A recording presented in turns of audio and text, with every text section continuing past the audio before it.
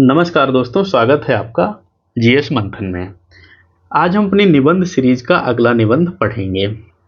आज का हमारा टॉपिक है वैश्विक ऊष्मीकरण और पर्यावरणीय संकट। अब तक हमने काफ़ी निबंध पढ़े हैं। यदि आप लोगों ने वो नहीं देखे हैं तो आप उनको देखिएगा। पूरी निबंध सीरीज आपके लिए चलाई जा रही है, जिसमें यूपीएससी, यूपीपीएससी, बीपीएससी, आरओ यानी जो भी जिसमें निबंध पूछे जाते हैं उन सबके लिए बहुत महत्वपूर्ण रहने वाली है। हमारा प्रयास रहता है कि हम आपको विधिवत निबंध समझाएं, जैसे हम मेंस के क्वेश्चन समझाते हैं। मेंस की क्वेश्चन की भी सीरीज चल रही है, आपने अगर वो नहीं देखा तो वो भी देखिएगा। चैनल पर नए हैं तो सब्सक्राइब करिएगा, जिससे कि आने वाले निबंध आपको मिलते रहें और आपकी मेंस की तैयारी अच्छी होती रहे। देखिए, मेंस के निबंध को लिखने के कई नियम होते हैं, कई चीज़ें आपको ध्यान रखनी होती हैं, जो हम आपको यहाँ हर एक निबंध में बताते हैं कहाँ क्या सावधानी हमें बरतनी रहती है। इसलिए पूरा निबंध आप वीडियो में देखा करें। जैसे मान लो हम कोई नई बात आपको समझा रहे हैं, तो हम पीडीएफ में समझा तो नहीं पाएंगे ना, उसमें तो आपके फॉन्ट लिखे हैं, और पीडीएफ में जो डाटा है, आप एक चीज़ ये मानो, वो तो आप पहले जानते हो। ऐसा कोई नई चीज़ नहीं, आपके पास नोट्स अच्छे अच्छे हैं, बुक्स अच्छी अच्छी हैं, सब कुछ है।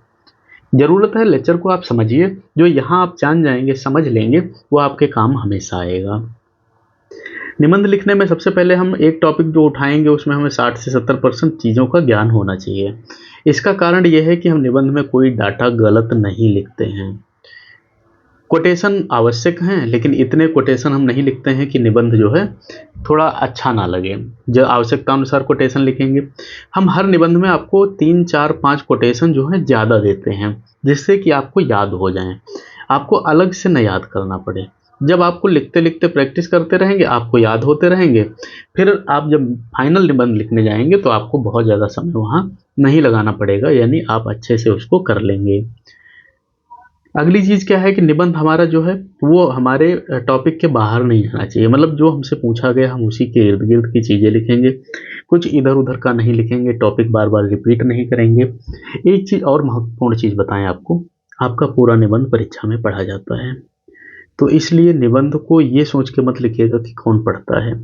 आपकी राइटिंग भी देखी जाती है, आपकी भाषा शैली भी देखी जाती है, आपके निबंध का प्रवाह भी देखा जाता है।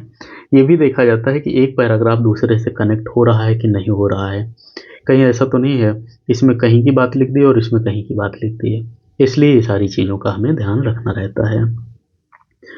3 भाग में लिखते हैं, प्रस्तावना, मुख्य भाग और निष्कर्ष। प्रस्तावना में हम 100 से 150 शब्द लिखते हैं। मुख्य भाग हमारा मुख्य निबंध रहता है और निष्कर्ष निबंध का निचोड़ रहता है। प्रस्तावना में हम ये लिखते हैं कि हम निबंध के बारे में क्या कहने जा रहे हैं। यदि हमारे पास कोटेशन उससे संबंधित है तो हम डालेंगे, नहीं है तो हम नहीं डालेंगे। गलत तो नहीं लिखेंगे किसी भी हाल में। पृथ्वी हमारी संपत्ति नहीं है, हम इसे अपनी आने वाली पीढ़ियों से उधार लेते हैं, चीफ सिएटल ने ये कहा था। अब हम प्रस्तावना देखते हैं।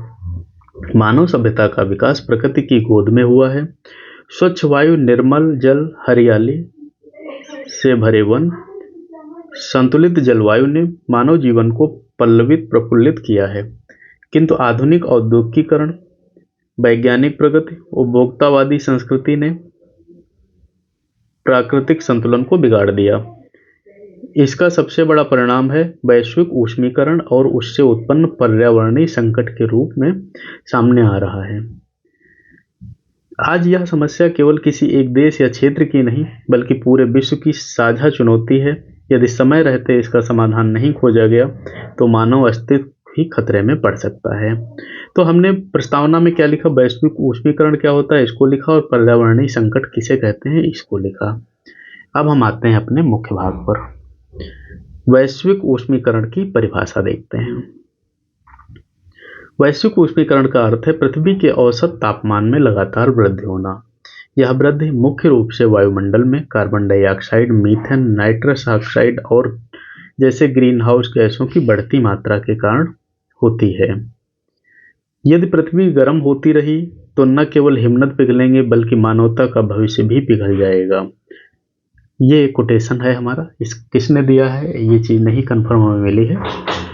वैश्विक ऊष्मीकरण का कारण औद्योगिकीकरण और कारखानों से धुआं, उद्योगों से निकलने वाली गैसों और प्रदूषक ग्रीन हाउस गैसों की मात्रा को बढ़ाते हैं।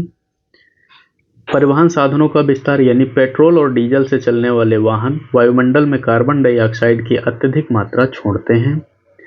वनों की अंधाधुंध कटाई मतलब जंगल कार्बन डाइऑक्साइड को अवशोषित करते हैं। वनों की कटाई से प्राकृतिक संतुलन बिगड़ता है।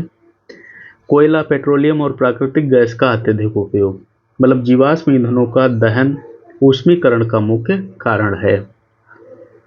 कृषि में रासायनिक खादों की कीटनाशकों का प्रयोग मतलब नाइट्रस ऑक्साइड जैसी गैसों उत्सर्जित होती हैं। जनसंख्या वृद्धि और शहरीकरण, संसाधनों पर दबाव बढ़ने से प्रदूषण और ऊर्जा खपत बढ़ती है। इन सब निबंध में आप जनसंख्या वृद्धि का जिक्र जरूर करोगे, क्योंकि कहीं न कहीं से सारी समस्याओं की जड़ या बढ़ती हुई जनसंख्या ही है। वैश्विक ऊष्मीकरण के परिणाम क्या होते हैं? जलवायु परिवर्तन, ऋतुओं का चक्र असंतुलित हो जाता है। कहीं सूखा, कहीं बाढ़ तो कहीं असामयिक वर्षा देखने को मिल रही है।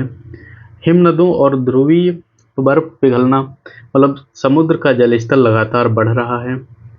समुद्री तूफान और चक्रवातों में वृद्धि यानी समुद्र गर्म होने से चक्रवात की तीव्रता और आवृत्ति दोनों बढ़ रही है। कृषि पर नकारात्मक प्रभाव मतलब अनियमित वर्षा और बढ़ता तापमान फसलों को नुकसान पहुंचा रहा है। वन्य जीव और जैव विविधता पर संकट, कई लुप्त प्राय प्रजातियां विलुप्त होने के कगार पर हैं।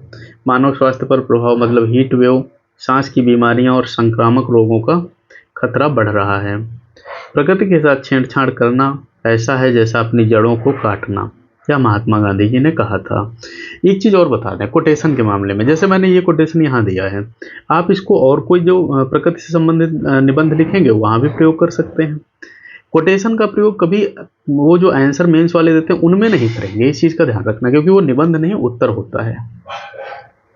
पर्यावरणीय संकट, वैश्विक ऊष्मीकरण के कारण उत्पन्न पर्यावरणीय संकट कई रूपों में सामने आ रहा है, जैसे वायु प्रदूषण, औद्योगिक धुएं और वाहनों से निकली गैसें वायु को विषाक्त बना रही हैं। जल प्रदूषण और संकट मतलब नदियों में औद्योगिक अपशिष्ट, रसायन और प्लास्टिक का मिश्रण का जल स्रोतों को दूषित कर रहा है। मृदा प्रदूषण, रासायनिक खाद्य और प्लास्टिक कचरा मिट्टी की उर्वरता घटा रहे हैं। वनों का भरण, हर साल लाखों हेक्टेयर जल संकट मतलब हेक्टेयर जंगल जो है नष्ट हो रहे हैं। जनसंख्या विस्फोट और शहरीकरण, प्राकृतिक संसाधनों पर अत्यधिक दबाव बढ़ रहा है। वैश्विक पहल क्या चल रही है? कुछ हम जो हमारे नियम बने हैं, चाहे वैश्विक स्तर पर हो या अपने यहाँ के कानून हो, उनकी बात करेंगे। क्योटो प्रोटोकॉल कब आया? 1997 में। ग्रीन हाउस गैसों को कम करने की वैश्विक संधि है। पेरिस समझौता 2015 में। तापमान वृद्धि को 1.5 डिग्री सेंटीग्रेड तक सीमित रखने का प्रयास। इसमें आप चाहो तो 1-2 लाइन और लिख सकते हो।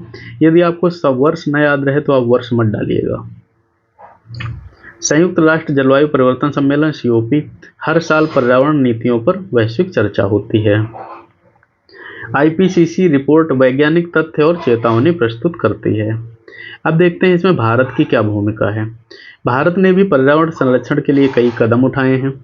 राष्ट्रीय कार्य योजना जलवायु परिवर्तन पर आई थी 2008 में। अंतर्राष्ट्रीय सौर गठबंधन ISA की पहल, इसका हेड ऑफिस गुड़गांव में है। नवीकरणीय ऊर्जा यानी सौर और पवन ऊर्जा का विस्तार, स्वच्छ भारत अभियान और नमामि गंगे योजना, प्लास्टिक पर प्रतिबंध और हरित ऊर्जा योजनाएं।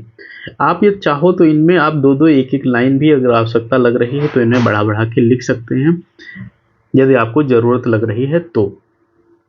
समाधान के उपाय, नवीकरणीय ऊर्जा का प्रयोग यानी सौर, पवन और जल ऊर्जा को बढ़ावा देना। वनों का संरक्षण, वृक्षारोपण यानी कार्बन संतुलन बनाए रखने के लिए। ऊर्जा की बचत यानी ऊर्जा कुशल उपकरणों का प्रयोग करना। स्वच्छ परिवहन व्यवस्था मतलब इलेक्ट्रिक वाहन और सार्वजनिक परिवहन।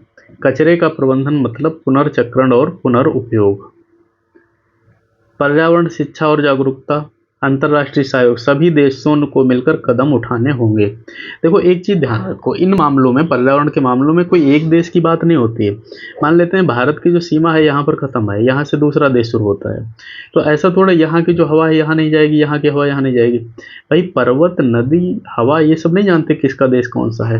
वो यहाँ से जो कार्बन डाइऑक्साइड उठेगा वो इधर जाएगा, और यहाँ से जो उठेगा वो यहाँ आएगा। ऐसा नहीं कि इनके पास बहुत सारी फैक्ट्री लगी हैं और हम बहुत सारा जंगल लगा दें तो हम ये तब भी हमें दूषित करेंगे।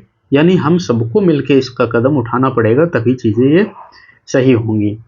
पृथ्वी सबकी ज़रूरतें पूरी कर सकती है, लेकिन किसी एक के लालच को नहीं, महात्मा गांधी जी ने कहा था। ये कोटेशन तो हमें लगता है आप लोगों को याद हो गया होगा। जितने निबंध हैं लगभग कहीं ना कहीं से सब में फिट बैठता है ये। अब हम लिखते हैं निष्कर्ष। वैश्विक ऊष्मीकरण और पर्यावरणीय संकट मानव सभ्यता के लिए सबसे बड़ी चुनौती बन चुका है। यह संकट सीमाओं से परे है, पूरी मानव जाति को प्रभावित कर रहा है। यदि हम अभी सचेत नहीं हुए तो आने वाली पीढ़ियां हमें माफ नहीं करेंगी। हमें यह समझना होगा कि विकास और पर्यावरण एक दूसरे के विरोधी नहीं हैं, बल्कि एक दूसरे के पूरक हैं। सतत विकास ही वह मार्ग है जो मानव प्रगति और पर्यावरणीय संतुलन दोनों को सुनिश्चित कर सकता है। धरती हमारी माता है और उसकी रक्षा करना हमारा परम धर्म है, यह हमें अथर्ववेद बताता है। यह निबंध लगभग 1700 शब्द का है। आपको 600 से 1000 शब्द इसमें लिखने रहेंगे। आप आराम से निकाल के उनको लिख सकते हैं। बस हम टॉपिक के आसपास ही रहें, टॉपिक से बाहर नहीं जाना है। आप इस निबंध को 2-3 बार लिखकर प्रैक्टिस करिएगा। जब आप प्रैक्टिस करेंगे तो और अच्छे से लिख पाएंगे, जो गलतियां होती हैं वो भी रुकेंगी। कोई टॉपिक आपको नहीं समझ में आए मुझे कमेंट कर दीजिए, मैं पूरा टॉपिक आपको समझाऊंगा। पसंद आए तो लाइक करिएगा और लोगों को शेयर करिएगा, जिससे कि सबको लाभ मिल सके। मेंस की सीरीज हो या निबंध की सीरीज हो, सबके लिए बेस्ट चैनल है। यूपी जीके भी हम करा रहे हैं। यानी आप अगर बेहतर तरीके से मेंस की तैयारी कर रहे हैं तो आपको ये चैनल सब्सक्राइब जरूर करना चाहिए। मिलते हैं अगले लेक्चर में, तब तक आप प्रैक्टिस करिए। धन्यवाद।